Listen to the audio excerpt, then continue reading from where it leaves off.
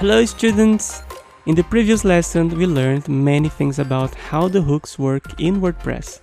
We used this very powerful concept to make changes to a WooCommerce template file without touching a single line. Now, another very powerful WordPress concept that we can apply in WooCommerce is that of filters.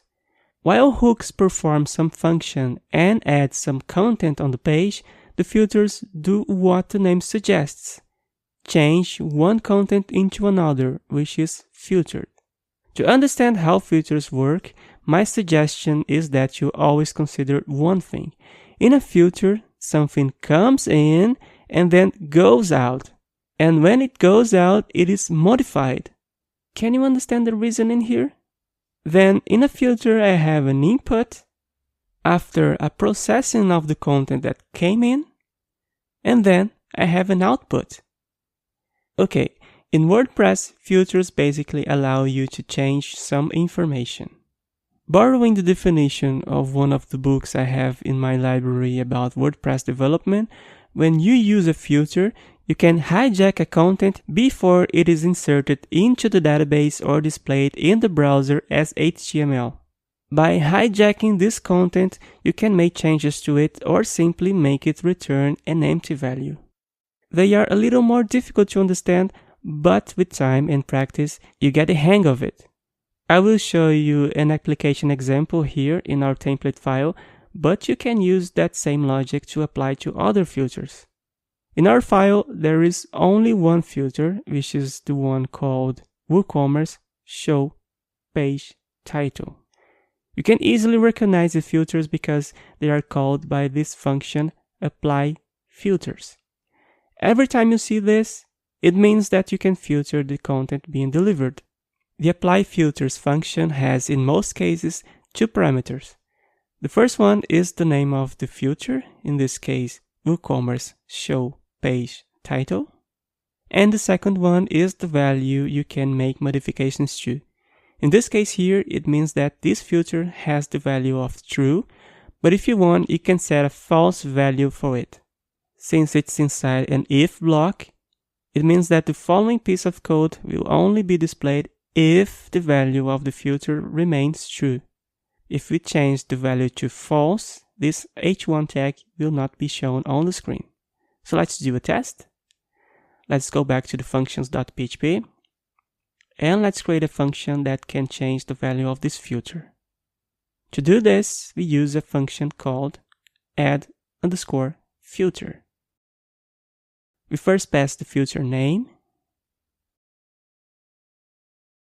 and then a function name which we call the filter function. Its name will be fancy lab remove shop title. This function doesn't exist yet, so let's create it just below.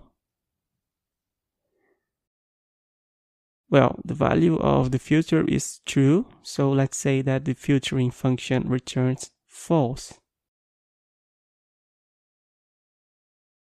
One of the differences between filters and hooks is that the filtering function always returns a value.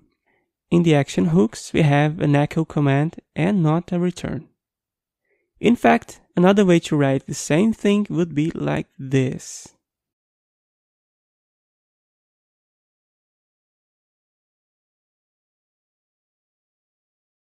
I always use this form to show that here inside the brackets, this value is an input, and down here in the return, this is now a filtered value.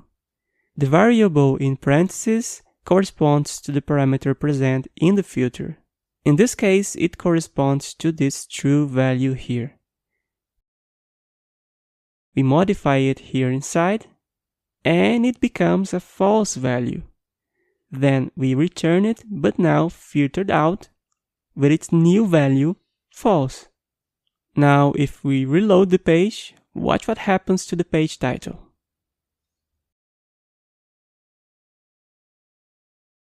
It's gone. Again, we don't need to mess with the original file to make this change. That's great. A few more words about filters.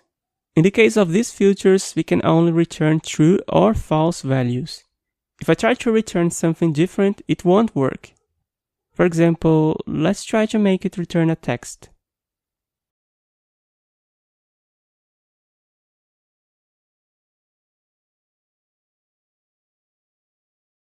Do you see? It doesn't work. Another point is that you don't need to pass variables in parentheses if your filter has only one value to filter. That's why we can write the filter in a simplified way like we did before.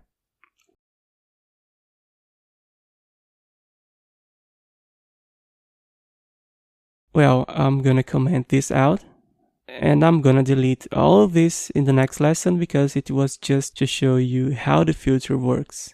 I'm gonna do that because it's not a good idea to leave the page without the h1 tag. Anyway, the bottom line would be this. I will leave a link in the extra materials of this lesson in case you want to go deeper into the subject. For now, what we have learned here is enough. Let's make one more change in the layout using the hooks. Let's activate our plugin.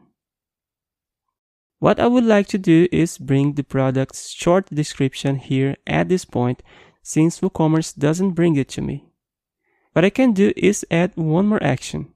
Let's see which hook I can use.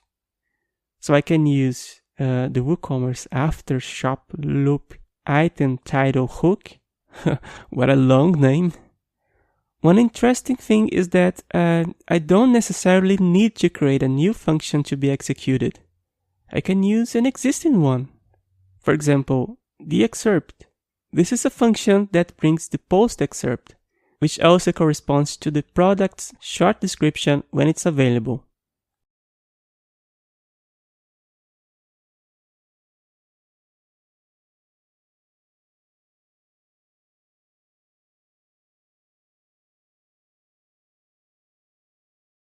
Let's pass the priority 1 to it, and let's see what happens.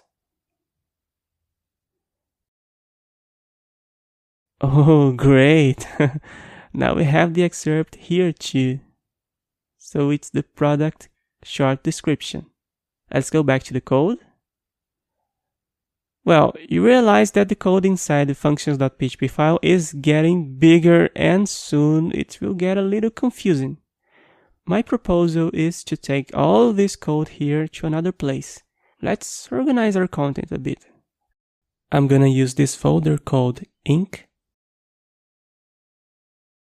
I'm gonna create a file in here called wc-modifications.php. I'm gonna cut out the code we created in this lesson.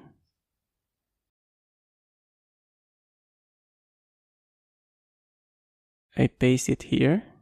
Now for this file to be incorporated back into the functions.php file, I call it here using a PHP require. Next I call get template directory. So WordPress get the path to the theme folder. And concatenate this with the rest of the path. Of course, not forgetting the trailing slash.